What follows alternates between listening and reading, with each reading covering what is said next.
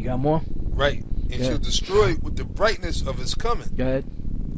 Even him whose coming is after the working of Satan. That's a so-called white man. It goes back to the Greeks, it goes back to the Romans, it goes back to the Spanish, it goes back to the French, it goes back to Germania Minor, Germania Major, and it goes back to the British, and it comes all the way up to the so-called Americans today. All you so-called white people, you're the devil, you're Esau, you're the Edomites, and you're going into slavery, you're going to be destroyed.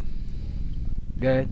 With all power and signs and lying wonders. With all power and signs and lying wonders. And nobody got the technology to make power and to make signs. Which this right here, with all power and signs and lying wonders, brings us to one of our other points, which is Project Bluebeam. Boom. Is Project Bluebeam the grand deception? Yes, it is, because they're going to use this Project Bluebeam, which they can make holograms and different like chariots and stuff appear in the heavens and on the earth or wherever, just to try to deceive the elect.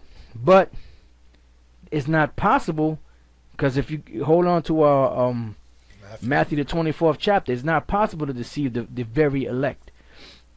It says the ultimate conspiracy a faked alien invasion. And that's why I got to read this again.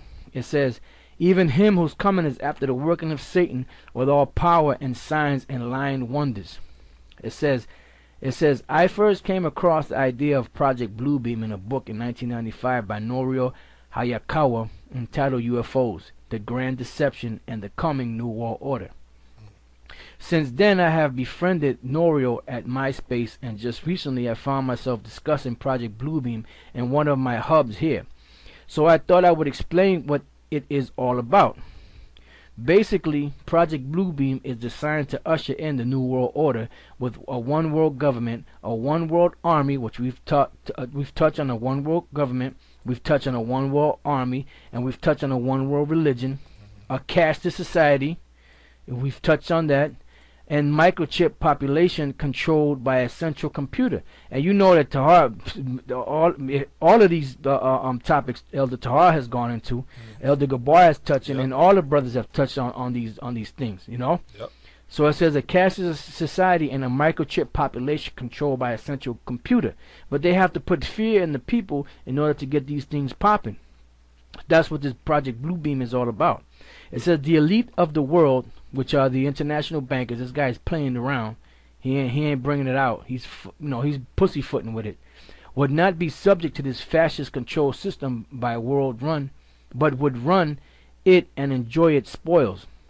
In order to accomplish this, and like with other massive operations to instill public fear, such as the so-called war on terror and the weapons of mass destruction, as well as 9/11, something must be created to terrify the people, and the media is then used as a perfect tool to broadcast the official version to them. And then if you brothers have never watched the movie Wag the Dog, I suggest you watch the movie Wag the Dog with Robert De Niro. Robert De Niro was in it. Dustin Hoffman was in it. And basically what they show you is how the media in Hollywood manipulate the media. Media in Hollywood, which is the same thing, manipulate the minds of the people to make them think that there's something happening around the world that's not really happening, to take the focus off of the real hardcore issues, And then there's other movies out there. There's another movie with Leonardo DiCaprio and Russell Crowe. I always forget the damn name of that damn movie. About a year or two. Yeah, and what it is they show you how they create certain. They set up guys that are just regular businessmen, even though they're Arabs. They're just regular businessmen, Arabs, and then they go out and they set them up and make them seem like they're terrorists. When they're really not. And then they paint it out there and they say, okay, this is the new face of terrorism. This is such and such. Like with the 19 hijackers of the planes that destroyed the buildings, the World Trade Center and all that. That was all made up and bullshit. So that's what they do, through their media. And then that's why they got a lot of them guys down there in places like Guantanamo Bay and so forth. And then they end up what? They end up releasing them. Right. Because they ain't did nothing. And that's why they don't give them any trial. Right. They don't give them any rights. They don't let them get in touch with their lawyers, because they know that if they're able to get in touch with their lawyers or get any type of trial, that all this stuff will come out, and it'll put a monkey wrench in their plans. Yep. So it says this is using the problem reaction solution formula, which is pressure from above and pressure from below. Right? As David Icke would call it, create the fake alien invasion, wait for the public to be scared, and then offer the answer, a one world government and army. Which, you know, David Icke is an insider. He's a sellout. And He's a scumbag. They toyed around, not to cut you off, they toyed around with this back with Reagan. Yep. He made the speech. Yep. He said just that, matter of fact. And then I remember they did like he said, what if you found out that we were attacked by alien forces? We would put all our differences aside and come together as one.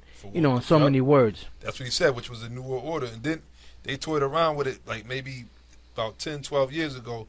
They made it seem like it was a so-called UFO attack, and a lot of people thought that the shit was real. Right. You know. They went back into in the 1950s. What was the name of that? George War of the Worlds. Right. George Orwell, I believe his name was. War of the it? Worlds. Yeah, they had a War of the Worlds. Yep. You know, I forget his name exactly. I think it's George Orwell or something like that.